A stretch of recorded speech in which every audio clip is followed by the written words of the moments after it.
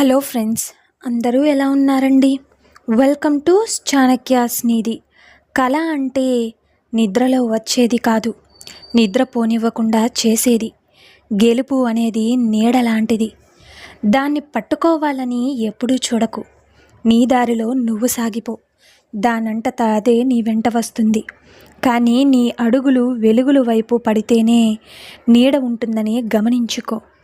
అర్థమైంది కదండి? అలాగే కష్టాలు ఎప్పుడూ కూడా నిన్ను నాశనం చేయడానికి రాలేదు. నీ శక్తి సామర్థ్యాలను వెలికితీసి నిన్ను నువ్వు నిరూపించుకోవడానికే వస్తాయి. కష్టాలకు కూడా తెలియాలి కదా నిన్ను గెలవడం కష్టమని. అర్థమైంది కదండి? ఎప్పుడూ కూడా మన ముఖంపై చేదుగా మాట్లాడేవారు ఎప్పుడూ మోసం చెయ్యరు. భయపడవలసినదంతా కూడా తీయగా తేనెలా మాట్లాడేవారితోనే. మనసులో అసూయ పెంచుకుంటారు, సమయం వచ్చినప్పుడు మారిపోతారు. అద్దం బలహీనమైనదే కానీ ఎప్పుడూ కూడా అది మన ముఖాన్ని చూపడంలో ఎప్పుడూ భయపడదు కదా. అర్థమైంది కదండి? ఇక ఒక్క విషయం, అబద్ధం అర్థమైనంత తొందరగా నిజం అర్థం కాదు. అందుకే అబద్ధం చెప్పేవారు మంచివారవుతున్నారు, నిజం చెప్పేవారు చెడ్డవారవుతున్నారు. ఇక అబద్ధాలు చెప్పేవారు అద్దాల మేడలో ఉంటున్నారు, నిజాలు చెప్పేవాడు నేల మీద ఉంటున్నాడు. నిజమే కదండి? అలాగే ఒక్క విషయం ఏంటి అంటే, నీకు ఆశ ఉన్నప్పుడు భయం ఉండకూడదు. నీకు భయం ఉన్నప్పుడు దేని మీద కూడా ఆశ పడకూడదు. అర్థమైంది కదండి? కాబట్టి జీవితంలో ఈ విషయాలని బాగా గుర్తుపెట్టుకోండి. ఎందుకు అంటే, ఏదైనా కావాలి అనుకున్నప్పుడు దానికోసం చివరి వరకు పోరాడు. కానీ వద్దు అనుకున్నప్పుడు అసలు దాని గురించే ఆలోచించకు. అప్పుడే నువ్వు జీవితంలో ప్రశాంతంగా ఉంటావు. అలాగే నువ్వు చీకటి గదిలో కూర్చుని వెలుతురు గురించి ఆలోచిస్తే అస్సలు లాభం లేదు. లేచి దీపం వెలిగించాల్సిందే.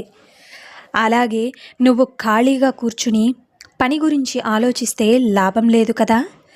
లేచి కష్టపడాల్సిందే. విజయం ఎవరికీ కూడా సులువుగా రాదు.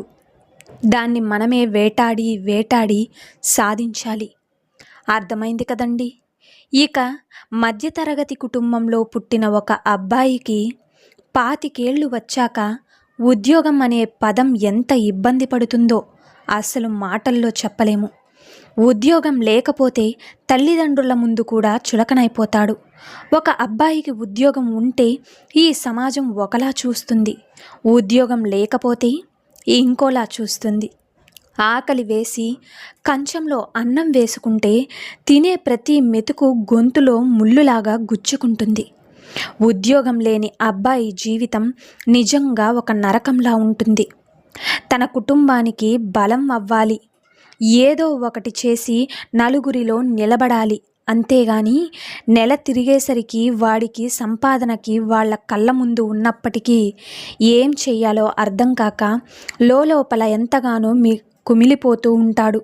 కాబట్టి నీ దగ్గర, నీ తల్లిదండ్రుల దగ్గర నీ సరదాల కోసం 500 రూపాయలు ఖర్చు పెట్టే స్థాయి నుంచి 5 రూపాయలు ఖర్చు పెట్టాలన్నా సరే ఆలోచించి, అంటే 100 సార్లు ఆలోచించే స్థాయికి నువ్వు వచ్చావంటే నీకున్న బాధ్యతలు ఎంత విలువైనవో నీకు అర్థమైనట్టే.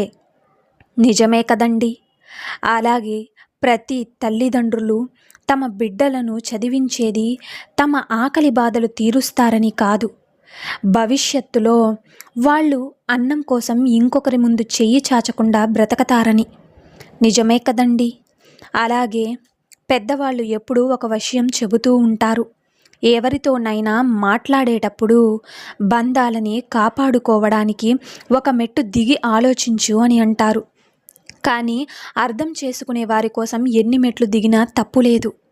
ఎన్ని మెట్లు దిగినా మనల్ని అర్థం చేసుకొని వారి కోసం ఆలోచించి ఏం లాభం లేదు కదా. వాళ్ళ దృష్టిలో మనం దిగజారిపోవడం తప్ప. అందుకే నమ్మకమైన, గౌరవమైన, ప్రాణమైన ఒక్కసారి పోతే మళ్ళీ తిరిగి రావని తెలుసుకో. అర్థమైంది కదండి? బ్రతకడం గొప్ప కాదు, నిజాయితీగా బ్రతకడం గొప్ప. నిజాయితీతో గడిపే జీవితం ఆస్తుల్ని ఇవ్వకపోవచ్చు కానీ ఆత్మ సంతృప్తిని ఇస్తుంది. కారణం లేకుండా బంధాలను దూరం చేసుకుంటే కావాలి అనుకున్నప్పుడు ఎంత తాపత్రయపడినా ఆ బంధాలను తిరిగి పొందలేము. బంధాన్ని దారంతో బంధిస్తే నిలబడదు కదా. గుర్తుపెట్టుకోండి, బాధ్యతతో ప్రేమిస్తేనే కలకాలం నిలబడుతుంది.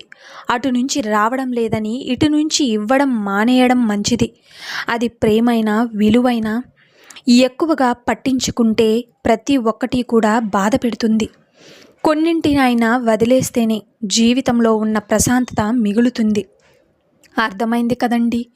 ఇక ఒక్క విషయం గుర్తుపెట్టుకోండి, అదృష్టంతో పైకి వచ్చిన వాడికి చెట్టు ఎక్కడం మాత్రమే తెలిసి వస్తుంది.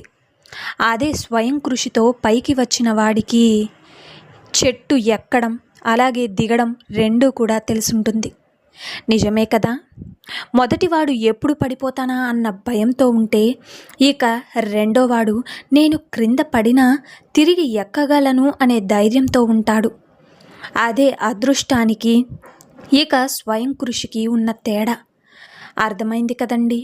అలాగే జీవితం అంటే దారిలో దొరికిన పండుని కూర్చుని తినడం కాదు, చెట్టుకు ఉన్న పండుని కొనుక్కుని తినడం.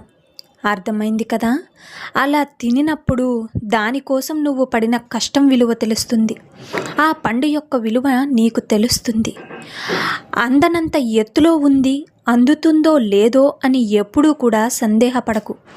నువ్వు తలచుకుంటే ఆకాశాన్ని తటస్థంగా ఎక్కేస్తావు, సూర్య చంద్రుల్ని బంతుల్లాగా మార్చేస్తావు.